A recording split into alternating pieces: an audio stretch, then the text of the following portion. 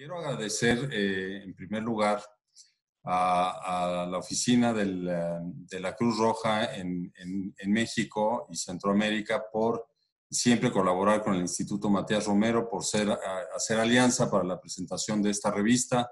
Tenemos un interés común que es difundir lo que pasa en materia de derecho internacional humanitario y en otras áreas asociadas al DIH, como el conflicto, paz y seguridad, y desde luego en este caso muy particular los derechos de los niños. Déjenme darles unos datos y comentarios introductorios sobre la revista antes de pasar con nuestros invitados y darles la palabra. Esta es una revista trimestral, se publica cada 3 meses por el Comité Internacional de la Cruz Roja, por Cambridge University Press, y es una revista que tiene ni más ni menos que 151 años de publicarse. Fue creada en 1869, unos años después de la creación del propio Comité Internacional de la Cruz Roja.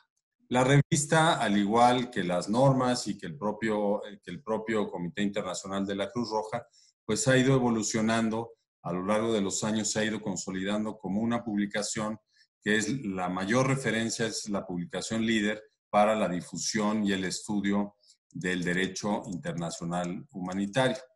Y hoy tiene como propósito, pues, incidir en el estudio a profundidad y en la comprensión del derecho internacional humanitario, de la política humanitaria y de todo lo que implica el movimiento internacional de la Cruz Roja y de la Media Luna Roja, y sobre todo de las consecuencias de los conflictos armados.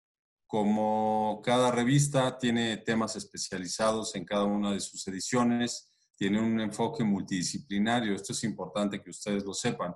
No es una revista únicamente jurídica. Tiene una parte importante de derecho porque pues, se basa en los convenios de Ginebra de 1949, pero también tiene un enfoque político, un enfoque psicológico, sanitario y desde luego el jurídico de derecho internacional.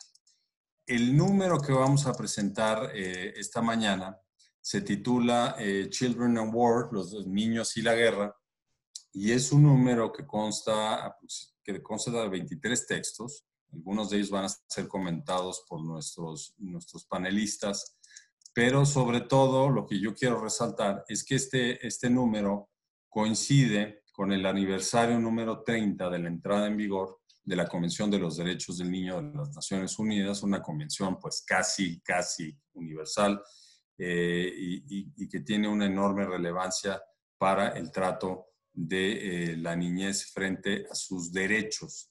El tema de la revista pues es de enorme relevancia porque como todos sabemos, los niños son una población especialmente vulnerable ante un conflicto armado. Son víctimas de la violencia que es inherente a los conflictos, pero no solo eso, arrastran las secuelas de esa violencia y tiene efectos graves en su desarrollo psicosocial a lo largo de toda su vida. Como ustedes saben, el derecho internacional protege a los niños, niñas y adolescentes y sobre todo en los conflictos armados. Y podemos citar algunos de los instrumentos que protegen estos derechos, sobre todo, en primer lugar, el Convenio de Ginebra número 4 de 1949, que establece medidas de protección específicas para niños menores de 15 años y procura garantizar que no queden desamparados en caso de un conflicto. El Protocolo Adicional 1 de 1977 a los convenios que trata sobre los convenios de carácter internacional prohíbe también el reclutamiento de niños menores de 15 años y restringe que los menores de 18 años sean reclutados. Entre otras disposiciones, regulan su estancia en centros de detención y, por ejemplo, prohíben la ejecución de penas de muerte en contra de menores de edad. El vínculo con la Convención de los Derechos del Niño pues es natural porque establece la prohibición, igualmente la Convención del reclutamiento de los menores de 15 años para llevar a cabo tareas en las Fuerzas Armadas y todavía de una manera mucho más específica el protocolo facultativo a esta Convención de los Derechos del Niño sobre la participación de niños en conflictos armados. Ese es el título del protocolo. Establece las medidas más rigurosas, más concretas para evitar la participación y el reclutamiento de los niños menores de 18 años en los conflictos armados. Entonces tenemos un marco jurídico muy claro, protector de los derechos de los niños en medio del conflicto armado, pero además de ello sabemos que enfrentan, además del reclutamiento, temas como violencia sexual, la separación familiar, la falta de documentos para después ejercer derechos. Los niños pues difícilmente después de pasar por un conflicto pueden tener acceso a documentos de identidad y eso les priva pues del goce de algunos derechos relacionados con su desarrollo, ¿no? Como el derecho a la salud, derechos a la educación, etcétera, etcétera. Entonces, este número es muy interesante, contiene testimonios de niños que fueron soldados en la República Democrática del Congo, hay reflexiones sobre el enfoque de protección que se le ha dado a la memoria de los niños en los conflictos armados. Hay un artículo que describe las políticas de la Fiscalía de la Corte Penal Internacional en relación con la afectación de niños y niñas en conflictos armados. Y hay, en fin, una serie de trabajos que vinculan, por ejemplo, cómo empata el derecho islámico como en el derecho internacional humanitario para la protección de niños y niñas en conflictos armados. En fin, es una revista que nosotros desde luego invitamos a que revisen con mucho detalle. Está disponible el vínculo en la plataforma que se está transmitiendo esta presentación, está en inglés, está en español, entonces pues esa es la invitación que hacemos desde el Instituto Matías Romero y el Comité Internacional de la Cruz Roja para que den seguimiento a esta revista. Y ahora sí vamos a comenzar con las presentaciones de nuestros panelistas. Voy a presentar en primer lugar al embajador Claude Heller.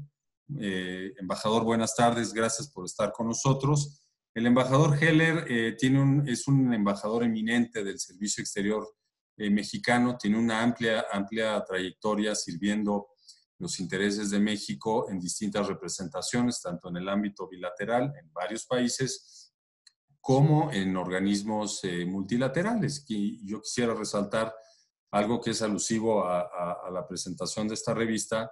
El embajador Heller fue representante permanente de México ante las Naciones Unidas y muy especialmente fue el embajador de México cuando México fue miembro no permanente del Consejo de Seguridad en los años 2009 y 2010. Y en esa categoría, al haber sido también presidente del Consejo durante 2 años, o en 2 ocasiones a lo largo de esos 2 años, tuvo una vinculación directa con el tema de los niños en conflicto armado. Entonces, pues el embajador tiene una gran sensibilidad y conexión con este tema. Actualmente también cumple una función como vicepresidente del Comité de la Tortura de las Naciones Unidas. Entonces, pues embajador, nuevamente muchas gracias por estar con nosotros y te damos el uso de la palabra. Muchas gracias, muy amable por la invitación y tengo el honor de realmente compartir con grandes expertos esta sesión.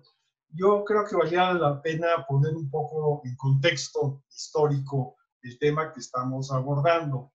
Yo creo que la prioridad de que el tema de los niños y los conflictos armados surge mucho con el final de la Guerra Fría, en el sentido que la naturaleza de los conflictos se modificó sustancialmente. Es cuando aparecen, digamos, se estallan guerras civiles, conflictos étnicos, religiosos, sectarios, en que el tema, sobre todo yo diría que en el continente africano, surge con toda su fuerza. Y es tan importante la aparición, la integración de este tema, a pesar del marco jurídico que ya existía, de que el secretario general en esos momentos, en la década de los 90, Boutros Ghali le encomienda a la prestigiada Graça Machel, perdón, de Mozambique, que había sido además ministro de Educación, realizar un estudio sobre el impacto de los conflictos armados en la infancia. Y esto fue un estudio muy importante porque a raíz de eso, en 1997, la Asamblea General aprueba la creación de un representante especial del Secretario General de Naciones Unidas para los niños y los conflictos armados. Es decir, esta representación del Secretario General se convierte en una figura central del sistema. Durante los años 90, diversas resoluciones del Consejo de Seguridad van estableciendo un marco general de protección, teniendo en cuenta que si bien existían avances normativos, la realidad en el terreno era sumamente negativa.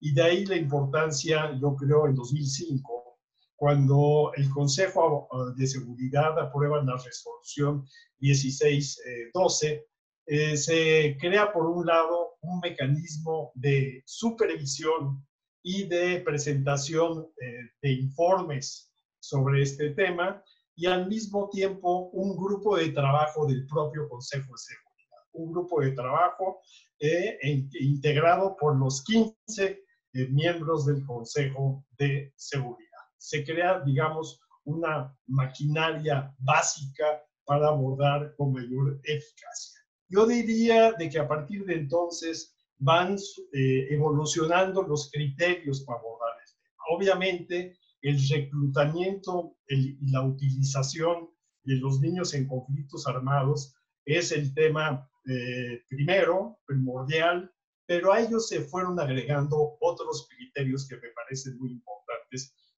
para tomar en cuenta en la labor que se realiza.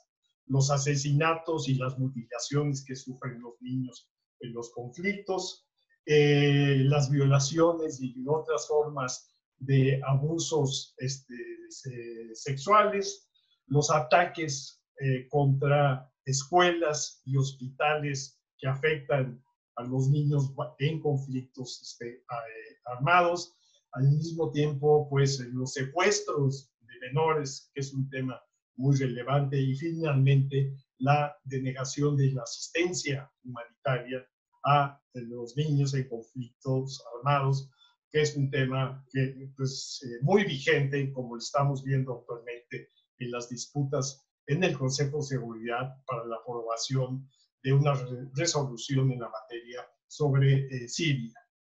Durante su estancia en el Consejo de Seguridad en 2009-2010, México presidió el grupo de trabajo. Francia había sido el primer presidente.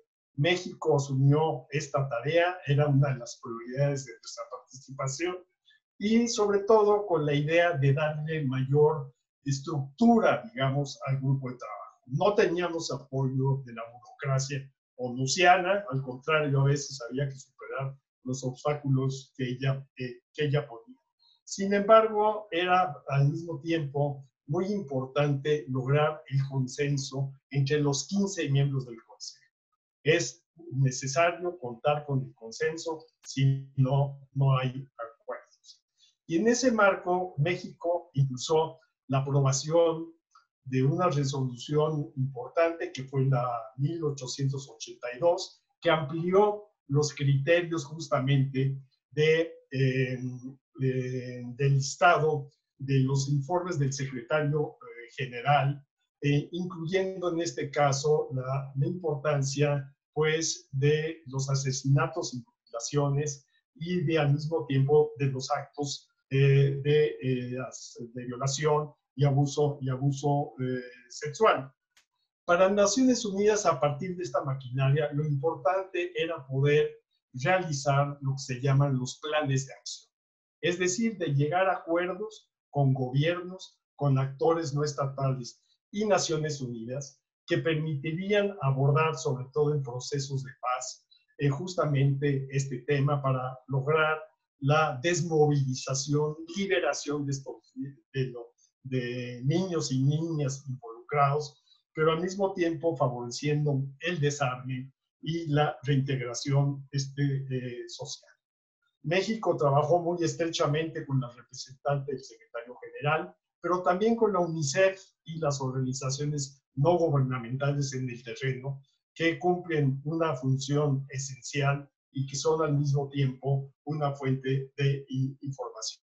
México también realizó o reaccionó en vivo, en tiempo real, a casos específicos de violaciones de niños. Fue el caso en septiembre de 2010, en donde 32 niños habían sido violados en las regiones del Kivu, en la República Democrática del Congo. Y un hecho que me parece también sumamente relevante es que por primera vez el grupo de trabajo logró realizar una visita a un país que estaba en la lista del secretario general. Fue el caso de Nepal, fue la primera visita en el terreno, y ello permitió hacer una evaluación del plan de acción que había sido suscrito con el gobierno de Nepal y con el Partido Unificado Comunista Maoísta, que habían tenido o habían sido los actores de una guerra civil que concluyó en diciembre de 2009, y en noviembre de 2010 se realizó esta visita, que permitió justamente abordar toda esta serie de cuestiones esenciales relativas a la desmovilización, al desarme y a la reintegración. Esto implicó pues tener todos los contactos con las cúpulas militares de ambos bandos, con el gobierno, con las organizaciones políticas y sociales, y también una visita especial al área donde estaba restringida la comandancia militar del Partido Comunista Maoísta, y donde estaban resguardadas las armas bajo el cuidado de un contingente brasileño de las Naciones Unidas. Y esto creo que fue una experiencia sumamente positiva, y a partir de entonces se estableció la tradición de que el grupo de trabajo viaje a las zonas en conflicto. Si uno examina el último informe del secretario general de Naciones Unidas, que salió en junio de este año, relativo a 2019, los datos son francamente escalofriantes. Naciones Unidas verificó que en 2019 se produjeron 25,000 violaciones graves de todas estas violaciones a los niños y niñas atrapados en conflictos armados, abarcando a 19 situaciones nacionales. El número de asesinatos y mutilaciones fue mayor a 10,000, hubo ataques a escuelas, secuestros, en fin, los distintos criterios que he mencionado. Pero también, como nota positiva, más de 13,000 niños fueron liberados, digamos, de organizaciones, de actores no estatales, de organizaciones no estatales, así como también de las fuerzas armadas. Obviamente, las dificultades de lograr esta desmovilización y sobre todo de lograr la reintegración social y la rehabilitación es un gran desafío. En estos 19 casos que he citado, algunos están en la agenda del Consejo de Seguridad, otros no están en la agenda, como Filipinas, como la India, como Nigeria, como Pakistán. En cambio, Afganistán, los países africanos y un país latinoamericano, que ha sido Colombia, ha formado parte de toda esta sistema. Esto me permite hacer algunos comentarios sobre el artículo de Pascal Bongard y de Ezequiel Férez sobre los actores no estatales. Y creo que es un artículo muy interesante porque parte de la experiencia que ha tenido una organización humanitaria que se llama Llamado de Ginebra o Llamamiento de Ginebra que fue creado en el año 2000 y que en 2010 lanzó la idea de un documento de compromiso para que los actores no estatales suscribieran acuerdos justamente para evitar y lograr, digamos, que se abandone esta práctica del reclutamiento y la utilización de los niños en conflicto. Y para ello utiliza 3 ejemplos, los menciono muy rápidamente. Es el caso de la Unión Nacional de Karen, que tiene un brazo armado en Myanmar, y que justamente se aprecia en este análisis que ellos hacen las dificultades para abordar este tema. Está el hecho de que en este caso, por ejemplo, en Myanmar, pues los niños son reclutados en pueblos, ya hay cuotas territoriales de aportación de contingentes, pero a veces también son promovidos por las mismas familias para que se integren, ¿no? Está esta organización firmó un acuerdo con el llamado de Ginebra en 2013, y uno de los problemas es que cuando se firma un acuerdo, hacer diseminar la información para el no reclutamiento a las filas de los combatientes, a los escalones más bajos, a diseminar al mismo tiempo la importancia del derecho internacional humanitario y de los derechos humanos. Un segundo caso es un caso que también refleja la dificultad de determinar la edad de los niños en combates, en conflictos armados. Lo hace a través de la organización de la Alianza del Pueblo para un Congo libre y soberano en la República Democrática del Congo, en que si bien el secretario general de esta organización da una instrucción, esta instrucción no siempre filtra. Y está el hecho de que pues, la dificultad para determinar la edad es muy grande, porque no hay certificados de nacimiento, no se puede comprobar, no hay documentos de identidad, no hay certificados escolares, etcétera, etcétera. Y como lo mencionaba Alejandro Arday en un principio, pues los criterios también de reclutamiento varían en función de la religión. Hay organizaciones islámicas que consideran que niños de 13 años pueden participar en conflictos armados. Este grupo está en la lista porque el informe del secretario general incluye tanto a los estados cuando sus fuerzas armadas reclutan, utilizan menores, pero también la gran variedad de organizaciones. El llamado de Ginebra ha suscrito acuerdos con 29 actores no estatales y existen cerca de 80 que buscarían el compromiso, por lo menos, de establecer una política de no reclutamiento. El tercer caso que mencionan los autores, me parece que es muy relevante, es el de las unidades de protección popular, que son las milicias kurdas, que tienen una rama militar femenina también, que participan en la guerra en Siria en contra del Estado Islámico. Este es un caso aparte, el crecimiento del número de niños y niñas, adolescentes reclutados ha aumentado a pesar de que hay un acuerdo de un plan de acción desde julio de 2019 y también un compromiso con la organización. Es decir, hay una serie de temas que creo que intervienen en este tema, en esta cuestión del reclutamiento. Hay un reclutamiento forzoso, pero también en algunos casos es un reclutamiento voluntario. Existen cuestiones vinculadas a los matrimonios forzosos, a la violencia doméstica, que lleva también a escapar a niños y adolescentes de ese esquema. Hay un contexto de violencia generalizada, si pensamos en la República Democrática del Congo o en la República Centroafricana, es decir, casi de autodefensa frente a otros grupos. Pero también hay una adhesión espontánea, yo diría, de niños y adolescentes que se incorporan a las filas porque tienen un carácter identitario, de identidad con las causas, por ejemplo, con las causas en juego, como por ejemplo, yo diría en el caso kurdo.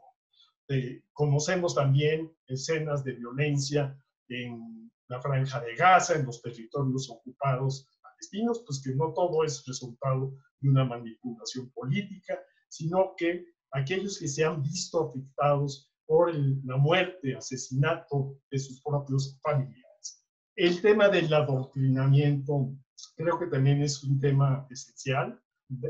Creo que todos hemos visto los videos, por ejemplo, de Hamas en la Franja de Gaza, en que vemos cómo los llamados campamentos de verano, niños de 8 años o incluso menos, tienen uniforme, tienen bandera, tienen armas reales o ficticias. Es decir, hay todo un proceso también de educación. El artículo me parece muy interesante porque pues, señala que los comportamientos, no se puede establecer un patrón único para todas las organizaciones. Y no todas las organizaciones o actores no estatales pues violan todos estos criterios, 6 criterios que hemos mencionado. Al contrario, hay unos que buscan encontrar una mayor legitimidad política cuando están participando en una negociación. Cuando hablamos de actores no estatales, y esa es una cuestión que me parece muy relevante, generalmente nos referimos a organizaciones armadas, fuerzas insurgentes, fuerzas rebeldes con objetivos políticos. En América Latina, más en el pasado que en el presente, hemos tenido casos muy claros, como fue el Frente Sandinista de Liberación Nacional que desembocó en el triunfo de la revolución, el FDR en El Salvador, el FMLN en El Salvador, al mismo tiempo pues la URNG en Guatemala, es decir, estos fueron parte de los procesos de paz, hasta otras organizaciones con otro objetivo, como Sendero Luminoso en el Perú, el Ejército Zapatista en México, y pues los más vigentes tal vez en estos momentos son los residuos de las FARC en Colombia y el Ejército de Liberación Nacional. En una entrevista en la revista, la consultora global del Comité Internacional de la Cruz Roja, Monique Nachen, toca tangencialmente el tema de la violencia urbana en América. Se trata, a mi juicio, de un tema particularmente relevante. América Latina vive la paradoja de ser una zona de paz, en términos de que no hay conflictos bélicos entre los estados, y sin embargo tiene los índices, es la región con los mayores índices de violencia en el mundo. Creo que lo que es importante incorporar en el análisis es el desarrollo, la existencia de organizaciones delictivas del crimen organizado que se han constituido en algunos casos en organizaciones muy poderosas, en ejércitos prácticamente que cuentan con la sofisticación de su armamento, acceso a la tecnología, que al mismo tiempo tienen una enorme capacidad de corrupción y que controlan a veces también zonas o territorios de un estado. Me llama la atención que algunas instituciones académicas internacionales han calificado en estos estados en que ocurren estos enfrentamientos de fuerte nivel como conflictos como conflictos armados, ¿no? Como si estuviéramos en combate con guerrillas comunitarias. El hecho que quiero llamar la atención es que estas organizaciones también reclutan a niños y adolescentes como halcones, como informantes, como sirvientes e incluso como miembros activos de los carteles que participan en actos de violencia en contra de las fuerzas de la. Y a la vez estos niños soldados, y así los podemos llamar, son víctimas de un reclutamiento forzoso en muchos casos, sufren abusos, explotación sexual, mutilaciones e incluso la muerte.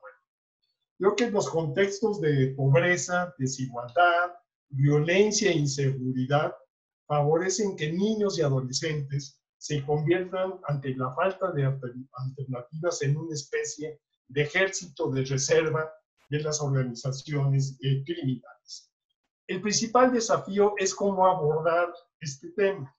Es decir, aquí es obvio que no se plantea la negociación de planes de acciones como impulsan Naciones Unidas con organizaciones, con actores no estatales que tienen objetivos políticos y a lo que nos hemos referido, porque sería pues reconocer, darle un estatus, digamos, a organizaciones que, pues, que están fuera de la legalidad y que combaten al Estado mismo. Esto no quiere decir que no haya gobiernos que desarrollen políticas. Estoy pensando en el caso de Salvador actualmente, con el presidente Bukele, pues que a raíz de acuerdo con los maras y otras pandillas en El Salvador, pues aparentemente ha bajado los índices delictivos. Y estas pandillas reclutan niños, adolescentes, etc. Se han propuesto iniciativas legislativas para que se sancione a quienes recluten a niños en estos conflictos. Ello resulta loable, pero es insuficiente. Y no basta decir que con nuevas políticas de desarrollo, pues se van a lograr de inmediato resultados efectivos. Eso toma tiempo y no es evidentemente la única posibilidad. Lo que a mi juicio, para terminar, me parece indispensable es el papel que puedan desempeñar instituciones, entidades o instancias de la sociedad civil, que puedan jugar un papel de mediación para establecer algún tipo de contacto con este tipo de organizaciones a fin de prevenir el reclutamiento y utilización de menores en actividades delictivas. Pienso en el caso de las sociedades nacionales de la Cruz Roja. Yo sé que el Comité Internacional de la Cruz Roja actúa bajo criterios de confidencialidad, lo cual me parece muy importante, pero también las instituciones religiosas o organizaciones sociales o personalidades de la sociedad civil podrían realizar un paso adelante buscando estos documentos de compromiso con estas entidades. Se trata de un tema que requiere de una atención urgente y respuestas de los estados y de la sociedad civil. Y ahí termino. Muchas gracias.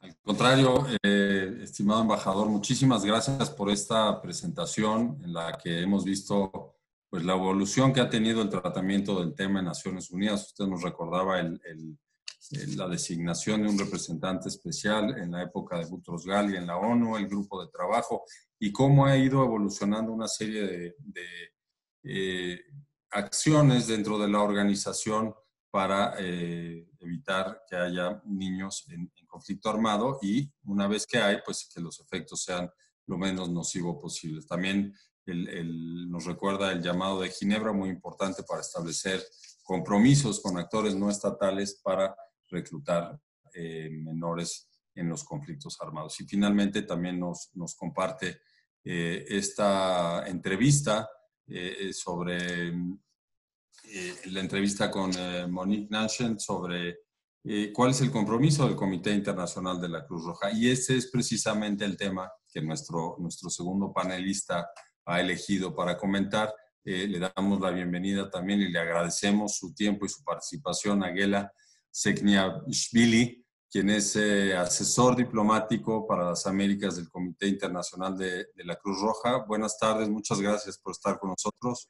Buenas tardes, muchas gracias por invitarme. Nuestro panelista cursó estudios en Ila State University, en Sciences Po y en la Universidad de París-Saclay en el 2002. También ha fungido como embajador extraordinario y plenipotenciario de Georgia en países de América Latina como Argentina, Bolivia, Chile, Ecuador, Uruguay y Paraguay. y como subdirector del Departamento de las Américas del Ministerio de Asuntos Exteriores de Georgia. Ha sido jefe de misión en Siria, Guatemala y Brasil por la Asociación Independiente Médicos del Mundo. Nuevamente, muchas gracias. Te damos el uso de la palabra y adelante. Muchísimas gracias. Gracias por invitarme, señor director general, estimados ponentes y participantes de esta reunión. Efectivamente, embajador se refirió a este artículo que me es grato comentar esta noche, que, bueno, consiste en preguntas y respuestas sobre el trabajo del CICR y sus particularidades con la niñez en conflictos armados y otras situaciones de violencia, que también el embajador se refirió extensamente en su presentación.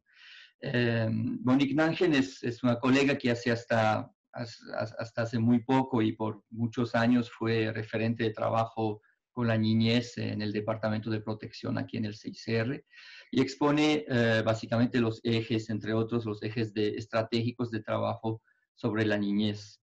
Me gustaría, antes de mencionarlos muy brevemente, hacer un pequeño recordatorio sobre el Comité Internacional de la Cruz Roja, que es un actor humanitario neutro, imparcial e independiente, que basa las actividades de protección y asistencia a las víctimas del conflicto armado y otras situaciones de violencia en su mandato, cual deriva de las convenciones de Ginebra de 1949 y los protocolos adicionales de 1977, así como los estatutos del movimiento de la Cruz Roja y Media Luna Roja y las resoluciones de las conferencias internacionales de la Cruz Roja y Media Luna Roja, que por ahí quizás los oyentes conocen menos, pero son las conferencias que se organizan una vez cada 4 años y la última tuvo lugar en diciembre del año pasado.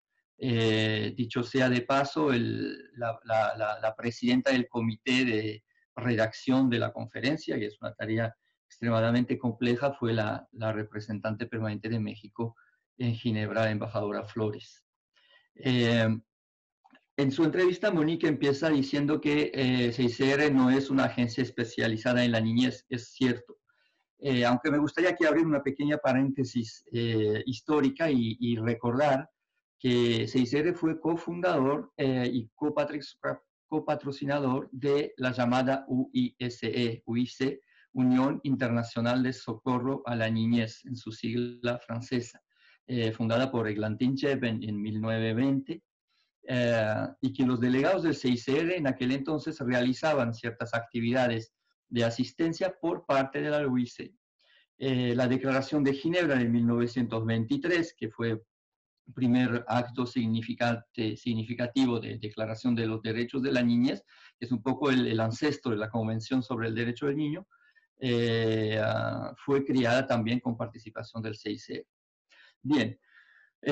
Diciendo que no somos especializados en la niñez, también tenemos que decir que sí somos especializados en la protección y como agencia de protección tenemos a los niños y adolescentes como 40% de los beneficiarios de nuestros programas.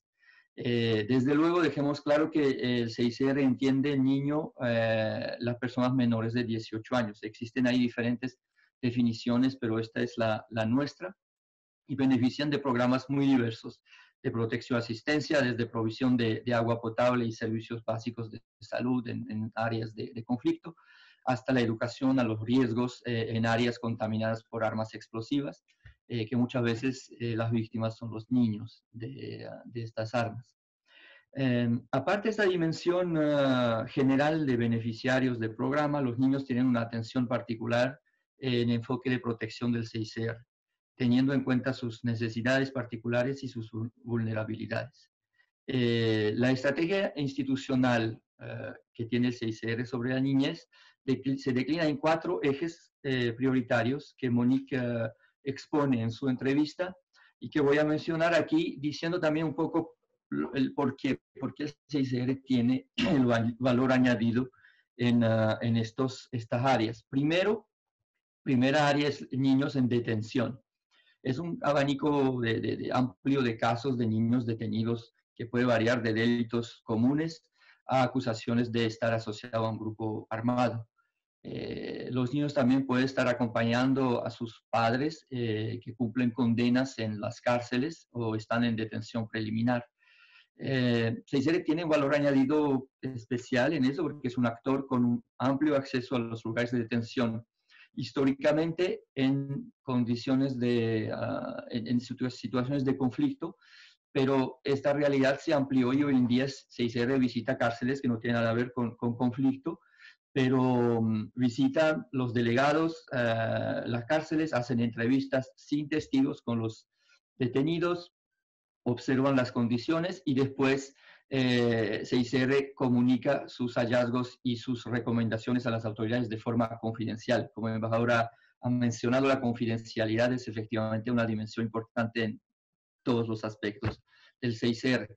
En América Latina en particular hay trabajo interesante, fructífero con autoridades penitenciarias de muchos países en bilateral, pero también en un enfoque regional con una decena de países que se hacen voluntarios para participar de un llamado proyecto CETIP para mejorar el manejo y la infraestructura de las cárceles. El segundo eje de intervención es reclutamiento de los niños. Ahí, Alejandro, usted se ha referido muy bien al todo el marco legal en relación con los niños en el conflicto.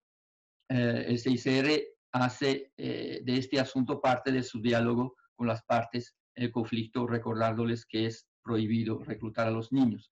Ahí el valor añadido, claramente, del 6R es el acceso que tiene a los actores armados, y 6R insiste en tener acceso a todos estos actores, que sean estatales, Fuerzas Armadas, policías, como no estatales. No es un acceso y una recognición que cae del cielo, es realmente fruto de un trabajo minucioso y más que todo gracias al carácter justamente neutro e imparcial del 6R, del cual todos los actores tienen que estar convencidos. En ciertos contextos, 6R también se involucra en la reintegración en la sociedad de los niños que antiguamente hacían parte de los grupos armados. Que eran asociados a los grupos armados. Usamos más esta palabra de asociación a los grupos armados que niños soldados, porque efectivamente esta asociación puede tener formas muy diferentes, que no es solo participar en los combates, sino que estar en la cocina, estar con diferentes tareas, y muchas veces los niños están reclutados para estas tareas. El tercer eje es el impacto del conflicto y violencia en la educación. O sea, este impacto, eso también fue subrayado en el discurso del embajador Heller, va a tener inexorablemente un daño considerable sobre el futuro de los niños y, por ende, al tejido social del país. 6R integra en este asunto en su diálogo confidencial con los actores armados para que las escuelas no sean usadas con fines militares, hostigadas o atacadas. Otra dimensión en relación con la educación es de hacer las escuelas lugares más seguros. Y ahí me gustaría justamente mencionar un proyecto que 6R tiene, una metodología que ha elaborado, que es más, se ha elaborado mucho más en las situaciones de violencia que el conflicto armado, y nosotros hacemos claramente esta diferencia entre ambas situaciones. Y esta metodología se llama Acceso Más Seguro, que fue desarrollado por nuestra delegación en Brasil, con una participación muy activa de ciertas municipalidades brasileras. Y la metodología permite detectar tempranamente señales de violencia, disminuir la exposición no solo de los niños, sino también de los maestros, personal de la escuela, y por ende contribuye a disminuir la interrupción del proceso educativo, reduciendo el número de días en el cuales las escuelas están cerradas, o centros de salud, también se aplica a los centros de salud, y eso ha tenido resultados comprobados, y por eso un número creciente de municipalidades han estado asociándose con 6R para aplicar esta metodología. Y el cuarto y último punto es la separación de las familias. Ahí se trata de una dimensión muy importante del trabajo del 6R, en virtud de su mandato, que le está dado bajo el DIH, que es de reunificación de lazos familiares. Este trabajo se hace con socios, muchas veces con sociedades nacionales de las Cruces Rojas y Media Luna Rojas, que son debidamente capacitadas para colección de datos, para el trabajo en el terreno, para encontrar las familias y también el manejo de los datos, porque la confidencialidad de los datos es un asunto meramente importante para el CICR, disponiendo de una base de datos muy importante. Más allá de estos ejes prioritarios, hay que subrayar una vez más la vulnerabilidad en general de los niños a la violencia física y psicológica y con un acento particular a la violencia sexual que lamentablemente no ahorra a los niños. Cabe destacar un contexto particular que también es de actualidad para nuestra región, para las Américas, que es la migración, donde el CICR interviene también con socios, las sociedades nacionales, y donde los niños también suelen sufrir la violencia, estar detenidos, separados de sus familias que el CICR visita. Es un panorama general, digamos, sin entrar en el artículo. Monique cita varios ejemplos, hay fuentes interesantes para quien le gustaría ver un poco más allá y un poco más detalles cómo actúa CICR en estos contextos. Me gustaría nada más mencionar un contexto, un asunto contextualizado, digamos, porque es de mucha actualidad y es un ejemplo en el cual CICR pone mucha énfasis de punto de vista operacional, pero también de diplomacia humanitaria, de cabildeo frente a los estados. Es el llamado asunto de combatientes extranjeros y sus familias. Hay otro artículo de jefa de una eminente agencia indonesiana que habla de este asunto en particular, pero sí me gustaría tocar eso rápidamente porque, bueno, se trata de los campos, de las personas, familias, y muchas veces, bueno, cuando los padres han muerto en combate, se trata de esposas y niños detenidos en campos de Siria, del noreste de Siria e Irak. Muchos de los países de cuales son originarias estas personas que fueron a combatir o a vivir a combatir en los rangos del grupo Estado Islámico y a vivir en estos lugares que manejaba esta organización, bueno, vinieron realmente del mundo entero, incluso del Caribe, y estos países tienen mucha reticencia de recibir de vuelta a estas familias que explican por el alto factor de riesgo para la seguridad nacional. En este caso entran evidentemente en juego muchos estigmas que golpean a estos niños. Bueno, primero algunos de ellos tienen la ciudadanía de dichos países y otros no, porque nacieron ahí, en la zona gris controlada por el Estado Islámico. Pero bueno, ellos son muchas veces también considerados como factor de riesgo porque perpetradores de crímenes, etc. En cuanto a lo que se dice y otros actores humanitarios promueven, es la idea que hay que tomar en cuenta y considerarlos primeramente como víctimas, que víctimas que llevan el trauma de experiencias dolorosas, muchas veces violentas. Su integración o reintegración obviamente no es un asunto simple, fácil, pero tiene que hacerse en un plan holístico donde la dimensión psicológica, social y legal van de par y garantizan los derechos de estas personas. Y si debieran ser juzgados por algún acto delictivo, tienen que aplicarse las normas de justicia juvenil. Para encerrar este panorama muy rápido de la entrevista de Monique, me gustaría terminar con lo que ella dice en varias ocasiones, en realidad, en esta misma entrevista, que es el elemento de mayor importancia es trabajar con los niños y saber su opinión, dejarles expresar lo que ellos consideran que necesitan, cuáles son sus miedos o reservas frente a soluciones que los adultos proponen, a veces incluso sus familiares, pero estar a la escucha del niño, tener métodos adecuados, que tampoco es nada fácil el trabajo de terreno donde se da la palabra y el niño consigue exteriorizar lo que quiere. Y bueno, también recordar que aparte de las vulnerabilidades particulares que hemos mencionado varias veces, también los niños tienen una formidable capacidad de resiliencia y eso les permite después de repartir y tener una vida linda como adultos. Así que muchísimas gracias por la atención y un placer de intercambiar más tarde las preguntas y respuestas. Al contrario, muchas gracias por esta presentación tan interesante sobre estas áreas de la protección que lleva a cabo el Comité Internacional de la Cruz Roja. Has mencionado los ejes y me llama mucho la atención el porcentaje con el cual iniciaste tu presentación, señalando que el 40% de las personas que caen bajo esta labor de protección del comité son niños, considerando el umbral de los 18 años que utiliza el comité. Pues es una cifra altísima, alarmante, muy grave por todos los efectos para ellos, pero también para los entornos y las condiciones de las sociedades en donde se desarrollan pues estas situaciones violentas y conflictos armados.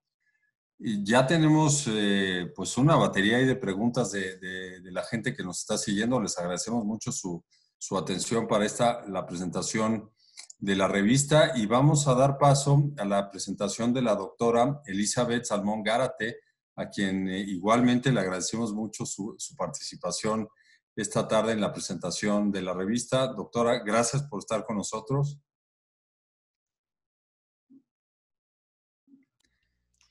Hola, ¿qué tal? Muy buenas tardes o buenos días. Gracias, doctora. Vamos a presentar a la doctora. Actualmente es profesora en la Pontificia Universidad Católica del Perú. Es la directora ejecutiva del Instituto de Democracia y Derechos Humanos y forma parte también del comité asesor del Consejo de Derechos Humanos de las Naciones Unidas con sede en Ginebra. Es doctora, como ya dije, en Derecho Internacional por la Universidad de Sevilla. Y anteriormente fue directora de la maestría en Derechos Humanos de la misma Pontificia Universidad Católica del Perú.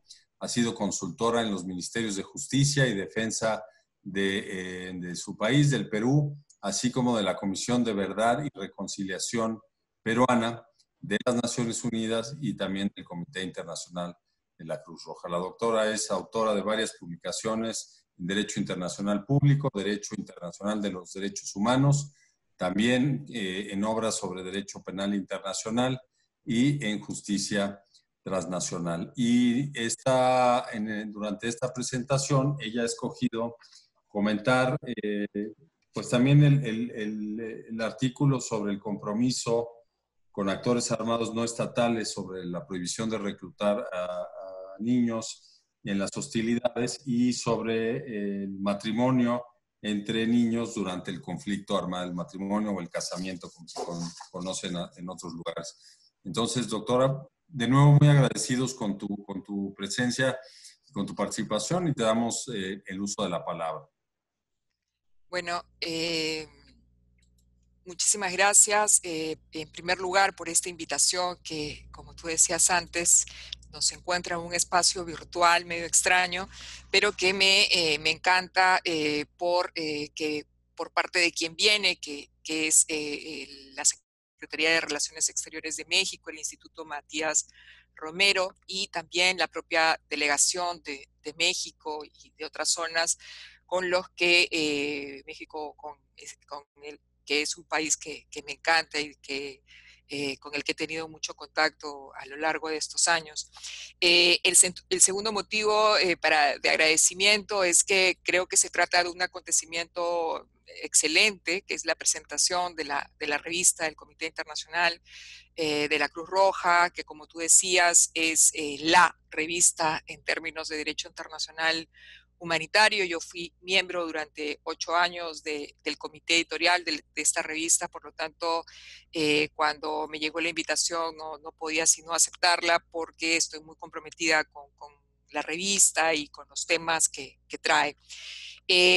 Bueno, yo quisiera decir que este tema de los niños y los conflictos armados me parece que se enmarca en una suerte de tensión o de dilema, ¿no? Porque por un lado, nadie puede estar en desacuerdo, y tú lo decías al comienzo, esta ratificación cuasi universal de la Convención sobre los Derechos del Niño, nadie puede estar en desacuerdo con proteger a los niños y a las niñas, de un lado.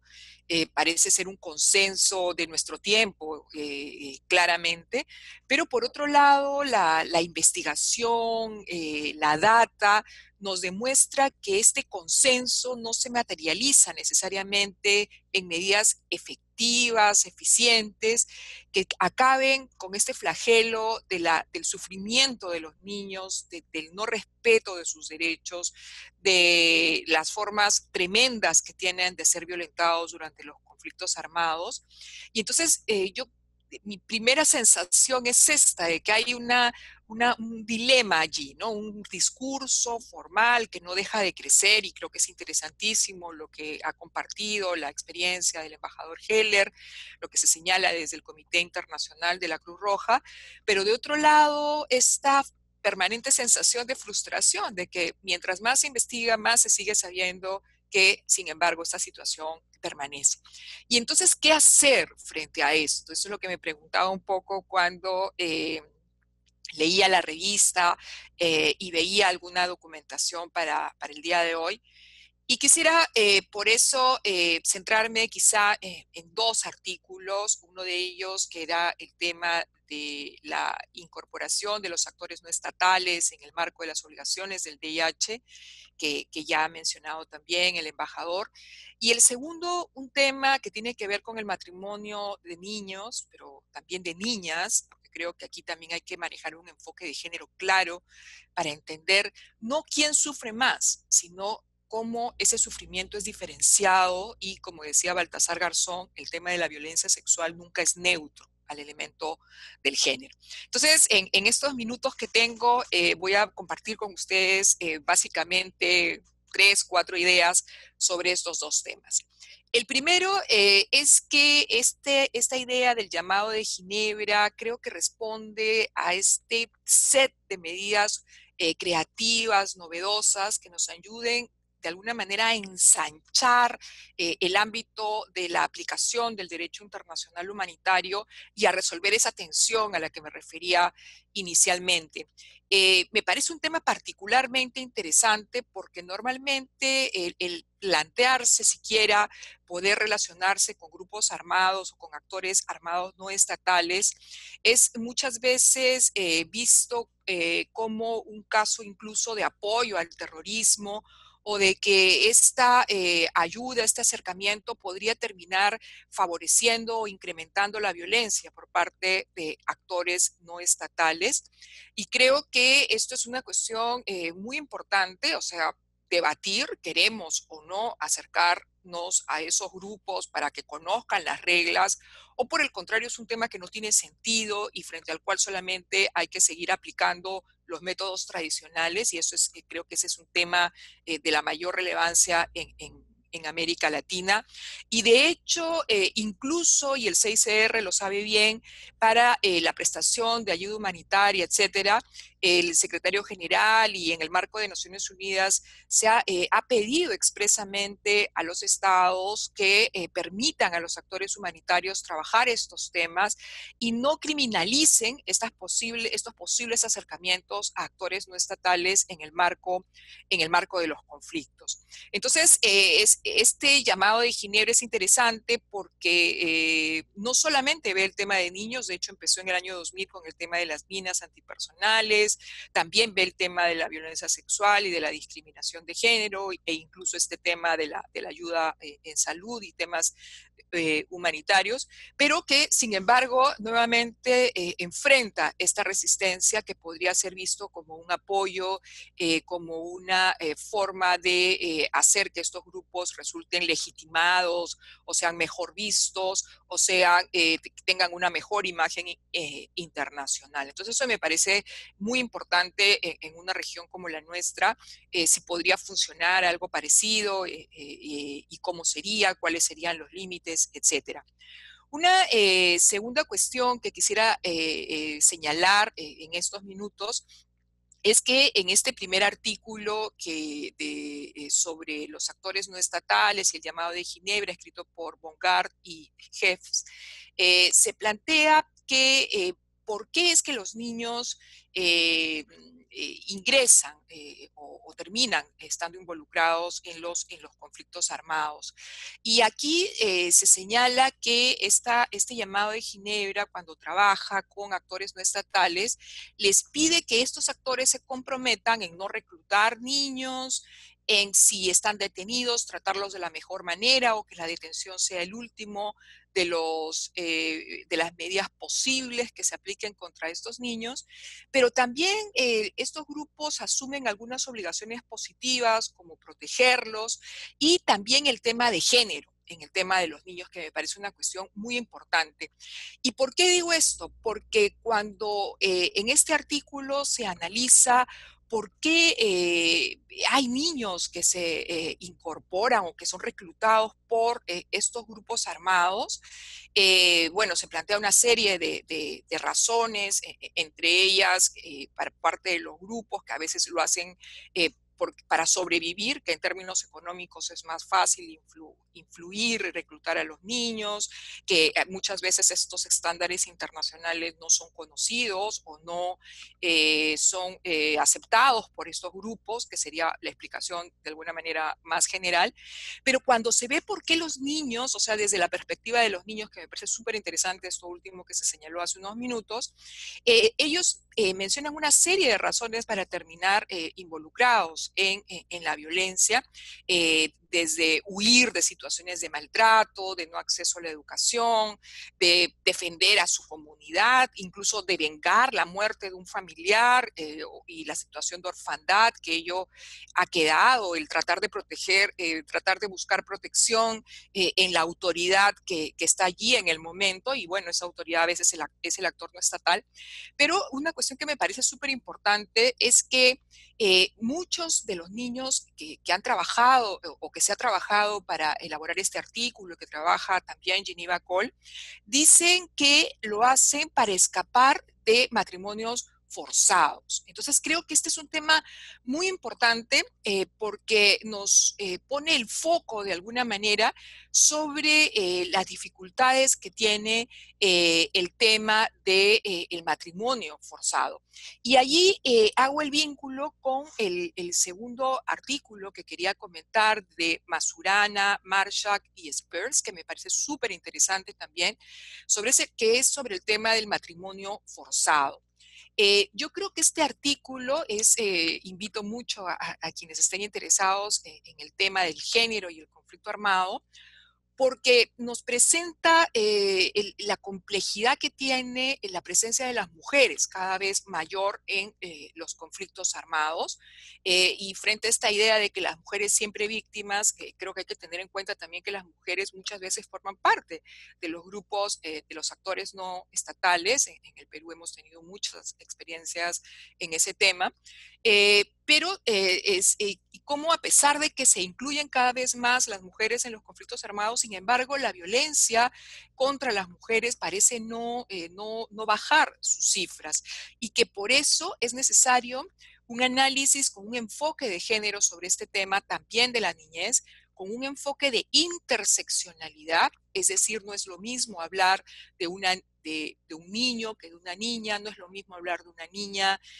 afrodescendiente, indígena, en situación de pobreza, y no es posible hablar de este tema sin hacer una referencia clara a que en nuestros países las mujeres y las niñas seguimos sufriendo escenarios de discriminación estructural.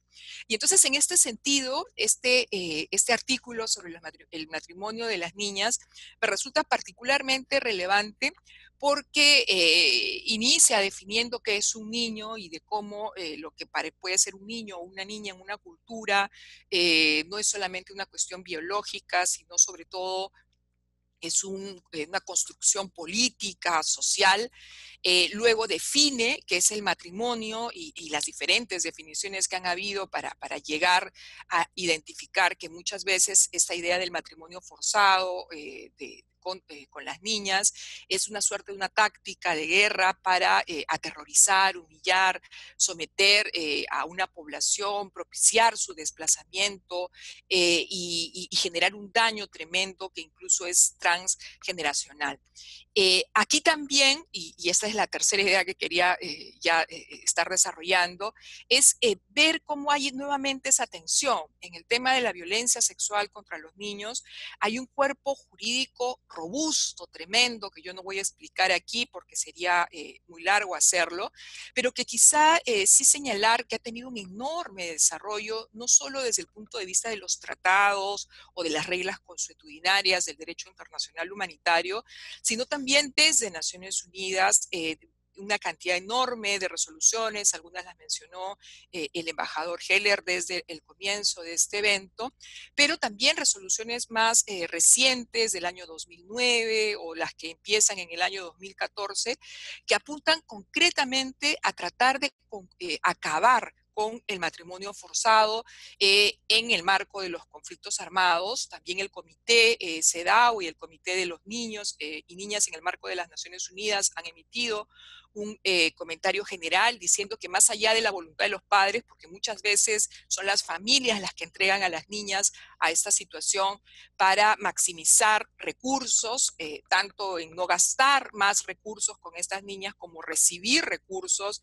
Y muchas madres, y es interesante este artículo, dicen también que es como una forma de protegerlas, entregarlas en un matrimonio con líderes de grupos armados, a pesar de que esto, y también el artículo lo demuestra, no es tan cierto porque hay una tasa de suicidios enormes de niñas en Afganistán y Siria. Pero señalaba que en el marco de este cuerpo jurídico robusto, incluso en los objetivos del desarrollo sostenible del año 2015, hay un par de objetivos, el objetivo 5, que habla de concluir para el año 2030 con este tipo de prácticas, como el matrimonio y la violencia sexual contra las niñas, también el objetivo 16.1, 16.2, pero como decía, este crecimiento en términos normativos, en términos políticos, sin embargo, y este artículo lo demuestra, no acaba con el tema de la violencia contra las niñas en los conflictos armados. 2 minutos solamente para concluir con mi cuarta y última idea, y es que el matrimonio forzado no es seguro, no es que las niñas en matrimonio se sientan más seguras, por el contrario, sus niveles de violencia, los niveles de violencia sexual contra ellas son tremendas, el tema de los embarazos forzados, el tema de los problemas en salud sexual, el tema de los matrimonios, de los embarazos de las niñas, el tema de la estigmatización que sufren ellas mismas por contraer estas nupcias o como quiera llamárseles, porque en realidad es muy difícil que podamos encontrar un elemento del consentimiento en esta figura. Pero me parece también tremendo, y este artículo es excelente en ese sentido, en que habla de los efectos transgeneracionales de los matrimonios forzados, haciendo énfasis en los niños que nacen de estos matrimonios forzados, en la falta de identidad que tienen, o el caso, a veces ni siquiera nos imaginamos esto, del caso de las niñas viudas o de las niñas abandonadas, porque aquel con el que contrajeron matrimonio, miembro de un grupo armado, por ejemplo, es detenido o es eliminado en el marco de esta situación de conflicto armado. En cualquier caso, creo que se trata de un tema tremendo, donde falta data, falta trabajo de investigación, falta información certera, falta poner sobre el tapete que actualmente se habla de unos 650 millones de mujeres que sufren en general violencia de tipo sexual en los conflictos armados, y de que a pesar de que ha bajado un poco la tasa de matrimonios forzados, se hablaba de de cada 4 casos, hoy se habla de 1 de cada 5 casos de niñas. Creo que es muy importante seguir investigando. Y solamente para concluir, señalar que en nuestra región, a pesar de que no está en los primeros lugares de estas formas de violencia, no es ajena a eso. Creo que en el caso de Perú, en el marco de la Comisión de la Verdad y Reconciliación, en su informe del año 2003, pero también a partir del Acuerdo de Paz en Colombia del año 2016, está como señalando, desvelando, presentándonos esta realidad tremenda que sin duda alguna también, como no, se va a presentar en un continente como el nuestro, donde lamentablemente el tema de la discriminación contra las mujeres es un tema que permanece a pesar de todos los esfuerzos. Bueno, muchísimas gracias. Creo que es un tiempo corto, pero he querido señalar este elemento que creo que es muy importante y que no debemos dejar de lado cuando tocamos el tema de la violencia contra los niños. Muchas gracias por la invitación. Al contrario, doctora, muchas gracias por este comentario y la identificación de estas 4 áreas que has puesto de relieve sobre el grave problema que subsiste, ¿no? Has hecho énfasis en los avances que ha habido, los avances normativos, los avances de política pública en muchos estados derivados de esfuerzos internacionales y avances de las propias organizaciones, como nos comentó el embajador general. Pero al final, la realidad sigue siendo pues muy fuerte. Hay cifras muy altas, nos acabas de dar una muy alta sobre las mujeres que sufren violencia en los conflictos y las realidades y los efectos para los niños y niñas que pasan por el riesgo o la realidad o el trauma post un matrimonio forzado en medio del conflicto armado, pues sigue siendo todavía un tema de preocupación real para la comunidad internacional que debe tener pues una respuesta mucho más robusta, digamos, por lo menos desde mi punto de vista, a partir de las acciones nacionales para poder evitar la preservación de estas cifras, de estas realidades. Tenemos algún tiempo para desahogar unas preguntas que nos plantea el auditorio y las cuales agradecemos. Desde luego voy a compartir algunas. Hay unas de corte jurídico. No sé ahí si la doctora o Gela nos quisieran contestarlas. Les pediría que fuéramos muy puntuales por el tiempo. La primera de ellas es, ¿cuáles son las sanciones para los que violan los acuerdos, pues digamos todo el marco jurídico que se mencionó de protección de los menores para el no reclutamiento, convenios de Ginebra, el protocolo adicional, Convención de Derechos del Niño y el protocolo adicional a la Convención? Y una segunda pregunta es, ¿cómo equilibrar, cómo balancear en un proceso penal la condición de víctima que tiene un niño o niña que fue reclutado de manera forzada con el derecho de otras víctimas a obtener una reparación cuando ese mismo niño o niña comete crímenes de guerra como adulto? Después de las respuestas, tomaré otras 2 preguntas que no son jurídicas y las vamos contestando. Entonces, no sé si doctora, tú que eres jurista también, Gela, ¿quisieran comentar algo sobre estas 2 primeras preguntas? Bueno, muy brevemente, creo que el tema del crecimiento normativo, el tema de la educación y la difusión de estos estándares, tiene una tercera pata, ¿no es así?, del trípode, que es el tema de las sanciones, y creo que allí está muy bien enfocada esta pregunta. Creo que allí es un tema en el que falta muchísimo desarrollo, porque es muy fácil a veces señalar normas, pero lo que importante es ver qué tanto están funcionando y qué tanto están produciendo resultados. En el caso de los niños, yo personalmente creo que ha habido un desarrollo muy interesante desde el punto de vista del derecho internacional penal, tanto en la Corte Penal Internacional, que juzga a individuos, como ustedes saben, que cometen concretamente crímenes de guerra, en el caso del Tribunal de Sierra Leona también, que ha incluido además expresamente dentro de sus tipos penales el tema del matrimonio forzado. Entonces, yo creo que quizá aquí el embajador pueda complementar esto. Desde el punto de vista jurídico, exactamente, hay este desarrollo penal internacional. Los primeros casos de la Corte Penal Internacional de Tomás Lubanga, por ejemplo, han entrado perfectamente sobre este tema, pero creo que hay necesidad de medidas también de tipo para la responsabilidad del Estado, es decir, no solo para la persona concreta que comete la violación, sino también para el Estado y mecanismos de supervisión, de seguimiento, ¿por qué no?, de sanciones económicas, de posibilidades concretas que lleven a un mayor cumplimiento. Gracias. Gracias, doctora. ¿Alguien más quisiera complementar esta pregunta? Embajador Heller. Sí, gracias. Muy brevemente.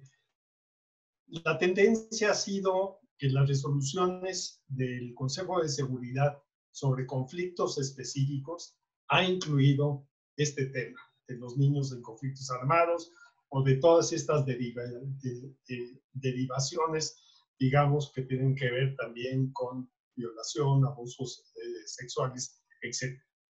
Pero por eso señalé la importancia de las dos listas que contiene el informe del secretario general. Casos que están en la agenda del Consejo de Seguridad y otros casos que no están en la agenda del Consejo de Seguridad. Y varios de los casos mencionados tienen un comité de sanciones. Y ello ha llevado que en varios casos se ha señalado a personas específicas que deben de ser sancionadas en virtud de su responsabilidad por las violaciones de derechos humanos y del derecho internacional humanitario. Esto creo que es un elemento muy importante porque se ha integrado. Si uno revisa, por ejemplo, las resoluciones sobre la República Democrática de Congo o la República Centroafricana, etcétera, pues uno verá que este tema está sumamente presente. La misma resolución 1882 que impulsó México estableció en su parte final la importancia de las sanciones, tanto a nivel nacional, la responsabilidad del Estado, como al mismo tiempo la responsabilidad de la justicia internacional, lo cual obviamente se reforzó a partir de la entrada en vigor del Estatuto de Roma y de la Corte Penal Internacional. Gracias. Gracias, embajador. Voy a hacer otras dos preguntas que nos manda el público. Una tiene que ver con rehabilitación y reintegración. Nos piden compartir cómo las experiencias de rehabilitación y reintegración de niños y niñas en conflictos armados pueden aportar en general a niños que son afectados por la violencia. Y otra pregunta es sobre, bueno, nos piden una opinión sobre las medidas que pudieran aplicarse para desradicalizar a niños y niñas que han sido víctimas en el contexto de guerra, de conflicto armado, y que ante los niveles de violencia que experimentan, terminan por replicar esta violencia. Estas dos preguntas creo que nos permiten pues, cerrar el programa o la presentación bien. No sé si Ghela, como asesor diplomático, quieres tomar alguna de ellas y después nuevamente damos la palabra a los demás. Bien, quizás rápidamente, para reaccionar muy rápidamente, bueno, la doctora Salmón respondió muy bien a la pregunta precedente. Solo me gustaría decir que, bueno, el embajador mencionó el Consejo de Seguridad. Yo creo que el tema de accountability, lo que es de los crímenes de guerra, queda un debate abierto en el Consejo de Seguridad, al cual México vuelve a partir del año próximo, y es un tema meramente politizado. Y infelizmente no pasa de los clivajes y polarizaciones que conocemos, pero es una construcción abierta, digamos. Infelizmente sobre la integración de niños, no sabría citar en ejemplos concretos los casos de reintegración y en relación bueno, por ahí quizás necesitaría más una intervención de un colega psicólogo de salud mental, que en CICR también tenemos esta dimensión, digamos, muy presente en nuestra unidad de salud, ahí la subunidad de salud mental, que justamente se ocupa de toda esta parte, que sean las familias separadas, que sean los niños reintegrados a las comunidades. Siempre la salud física está acompañada por la salud mental, y yo creo que ahí se juega mucho el futuro de estos niños, que sea, para responder a la pregunta 1 o a la pregunta 2, simplemente yo creo que yo diría que el CICR tampoco es una agencia que trabaja sobre la paz, no es una agencia de paz, lo sabemos, trabaja sobre el derecho en la guerra y su respeto, pero la integración, nos damos cuenta que el desafío de la integración correcta de los niños y de los adolescentes a las comunidades también contribuye a la construcción de la paz, y ahí tenemos un ejemplo de lo que en lenguaje un poco a la mode se llama el nexus, ¿no? El triple nexus entre lo humanitario, el desarrollo y la paz, en cual nosotros nos posicionamos solo como actores humanitarios, pero en casos de que esta reintegración sea sucedida, también contribuimos de cierta medida a la paz de mañana de las comunidades. Muchas gracias. ¿Alguien más que quisiera mencionar sobre el tema de la desradicalización? Embajador, por favor. Sí, volviendo al tema de rehabilitación y reintegración muy rápidamente. Creo que tendría que ser estudio de caso por caso. Yo puedo contar la experiencia específica de Nepal, de que cuando fuimos, llevaba realmente muy poco tiempo, un año después de que habían sido desmovilizados casi 3,000 niños y niñas. Y los hechos que visitamos, por lo menos la impresión de la delegación del Consejo de Seguridad, era el impacto psicológico, mental, enorme que sufrían todavía. Es decir, no había todavía, era un proceso que creo que es muy sumamente largo. Sobre el otro tema, pues es un tema que han tenido muchas dificultades, yo diría, los países más afectados por el terrorismo en relación con los niños de quienes han sido, quienes se unieron como rebeldes al Estado Islámico o a otras vertientes de Al-Qaeda en otros lados. Pues un tema muy importante para empezar como un impacto inmediato, pues ha sido de que varios de los gobiernos occidentales han rechazado la readmisión en sus territorios, ¿no? Incluso gobiernos como el de Francia, que intentó denegar la nacionalidad de estas personas. Eso fue considerado ilegal por las instancias judiciales en el caso de Francia. La desradicalización es un proceso muy complejo y que creo que sigue siendo todavía muy poco exitoso. Gracias. Gracias, embajador. Hay una última pregunta que me gustaría plantear. No sé si la doctora Salmón quisiera tratarlo.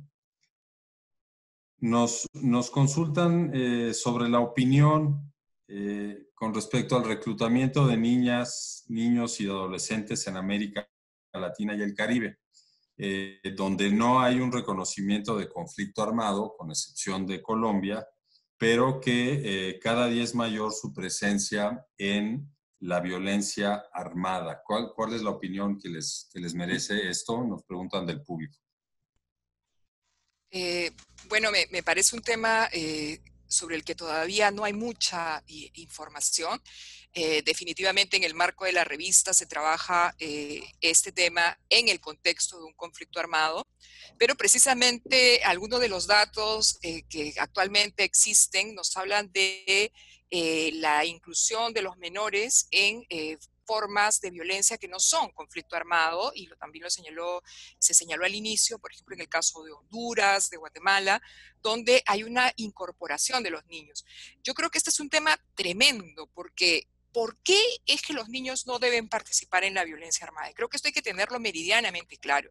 Las posibilidades de un niño, de una persona que todavía no es adulta y que por lo tanto no ha desarrollado como supuestamente debe todo su aspecto cognitivo, emocional, es sumamente peligrosa porque puede estar mucho más abierto o abierta a incurrir en formas de violencia que de repente un adulto se lo pensaría 2 veces. Entonces, esto tiene que ver también con el hecho de que el niño es víctima, por supuesto, pero el niño también puede terminar perpetrando crímenes de la mayor gravedad.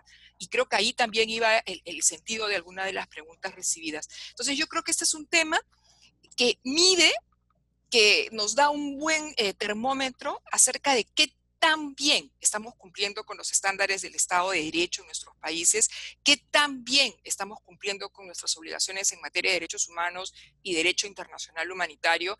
Y en América Latina creo que tenemos que hacer una reflexión muy profunda entre poder ir creciendo económicamente de alguna manera, pero si ese crecimiento económico también significa un crecimiento de políticas, de normas y de medidas efectivas que nos hagan ser cada vez países más verdaderamente democráticos y camino al desarrollo. Gracias. Al contrario, muchas gracias. Y yo creo que con esta respuesta vamos a dar por terminada esta presentación. No sin antes agradecer y reconocer la discusión tan rica que tuvimos con tres perfiles muy interesantes, complementarios, que nos han tratado un tema central desde distintas perspectivas. Creo que es una tarea pendiente, hay que seguir trabajando a nivel internacional y sobre todo incidir a nivel nacional para prevenir que los niños sigan siendo reclutados o sigan siendo ofrecidos o sigan siendo intercambiados durante el conflicto armado, con un énfasis también en el tema de género que se mencionó aquí y es sumamente relevante. Afortunadamente, y el embajador Heller nos recordó cómo también el Consejo de Seguridad ha tomado este aspecto dentro de sus trabajos. Y bueno, invitar al público a que lean los artículos de la revista, están en línea, los acabamos de poner también en la transmisión en Facebook, las ligas. Muchos de ellos están en varios idiomas, entonces son de acceso libre, entonces ahí pueden profundizar sobre esta discusión, que nuevamente agradecemos a nuestros 3 panelistas de parte del Instituto Matías Romero y también de parte de la oficina del CICR aquí en México y en Centroamérica. Muchísimas gracias a los 3 por su participación. Muchas gracias a ustedes, gracias por la invitación.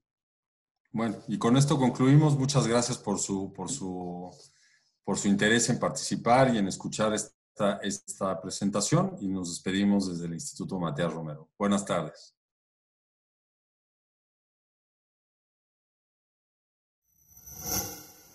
Gobierno de México.